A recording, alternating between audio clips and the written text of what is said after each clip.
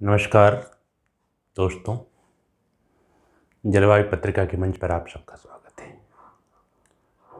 वर्तमान समय में कोरोना महामारी ने पूरी दुनिया को अपनी चपेट में ले रखा है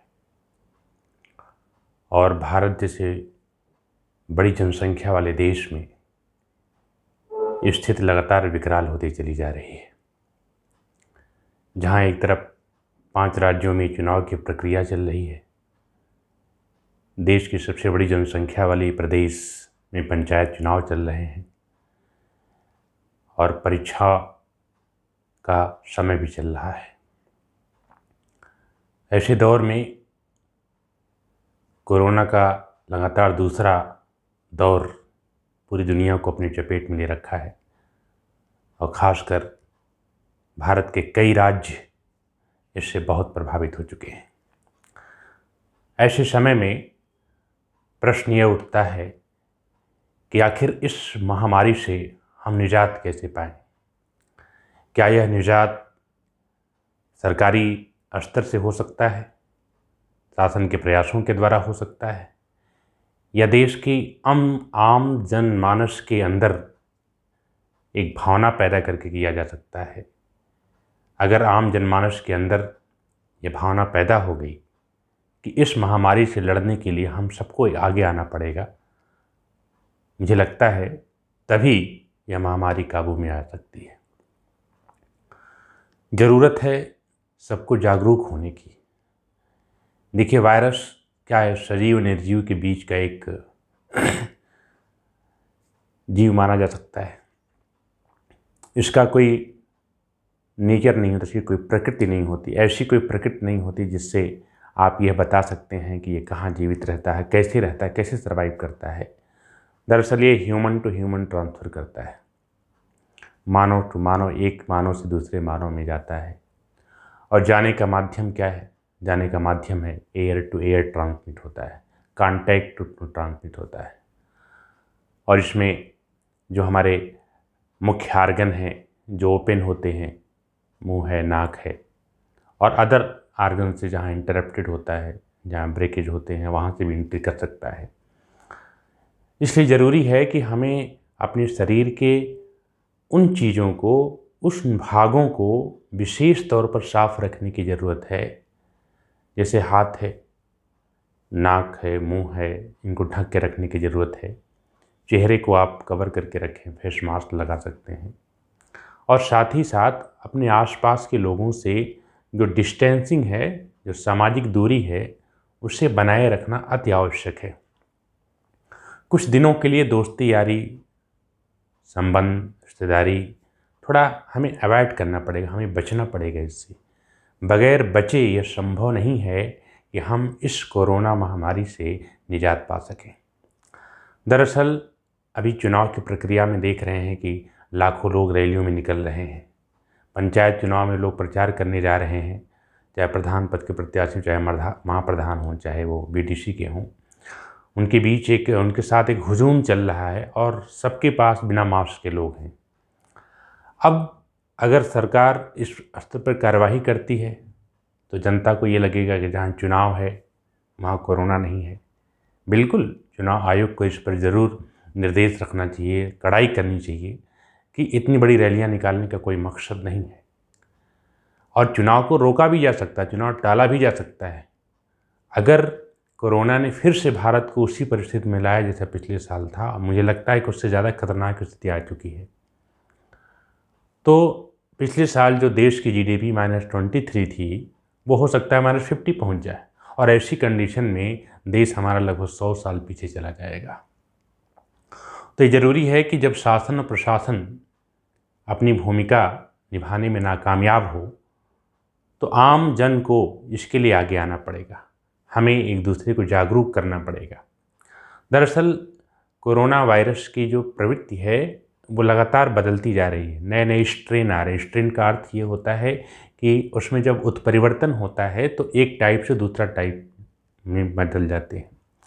और जब टाइप में बदलते हैं तो ये भी हो सकता है कि जो पहला टाइप है उस टाइप से दूसरा टाइप कहीं ज़्यादा डेंजरस हो सकता है, ख़तरनाक हो सकता है। और हम सबको ये देखने में आ रहा है कि जो दूसरा स्ट्रेन है वो पहले स्ट्रेन से ज़्यादा खतरनाक है।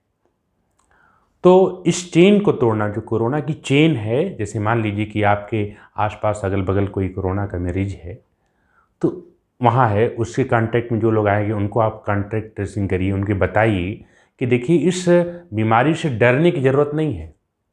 मैक्सिमम लोग तो इससे डर करके प्राण त्याग दे रहे हैं। डरने की कोई आवश्यकता नहीं, कोई चीज़ डर के आप नहीं जीत सकते हैं, डर से कोई जंग नहीं जी जा सकती है।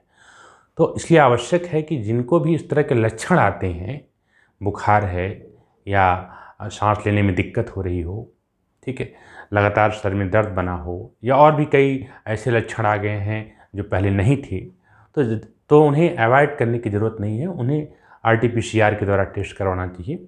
और अगर समझ में आता है तो अपने घरों के जो बुज़ुर्ग हैं, खासकर जिनकी उम्र 45 से ऊपर है, या जिन्हें कोई क्रॉनिक डिजीज़ है, क्रॉनिक डिजीज़ में आता है शुगर है, हाई ब्लड प्रेशर है, किसी किडनी की समस्या हो, या किसी को टीबी हुआ हो, या कोई अदर बीमारी है, तो उन लोगों को आइसोलेट कर दिया जाए घर में ही, उनसे मिलने जुलने के लोगों के लिए थोड़ा रोक लगा दिया जाए।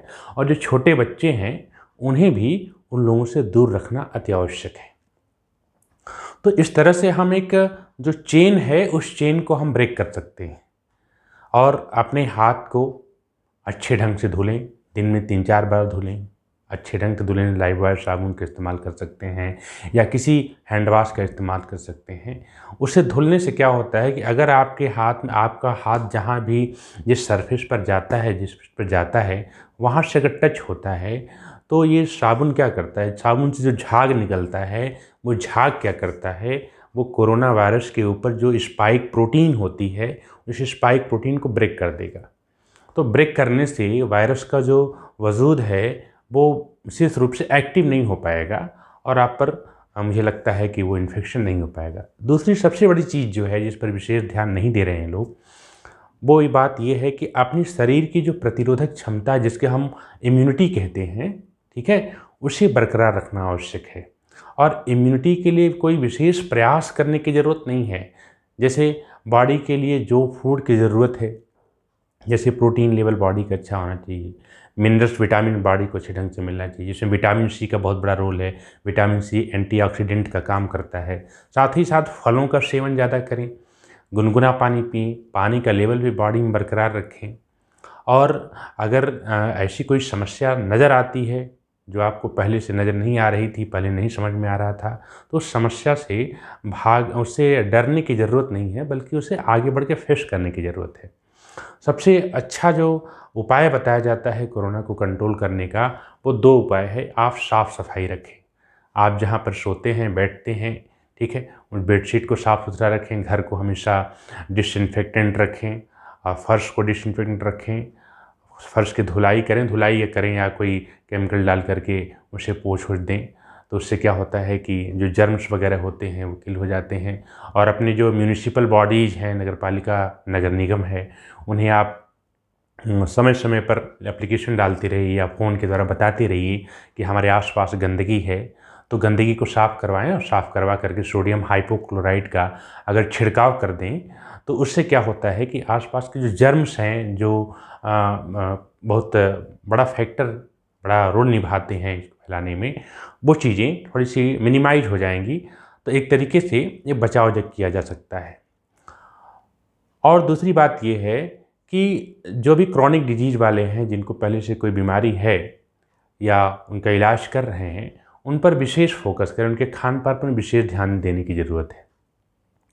तो एक सबसे बड़ी जो चीज़ है जिससे आप कोरोना को नियंत्रित कर सकते हैं, उसमें सबसे बड़ा रोल क्या है, आम जनमानस का ही है। जब कोई महामारी बड़े रूप में आ जाती है, तो उसे आप पर्टिकुलरली प्रत्येक परिवार के प्रत्येक सदस्य को ये बताते रहें कि सोशल डिस्टेंसिंग का पालन करें। जहाँ भी जाएं, कम से कम एक दूसरे से 3 फीट की दूरी रहे।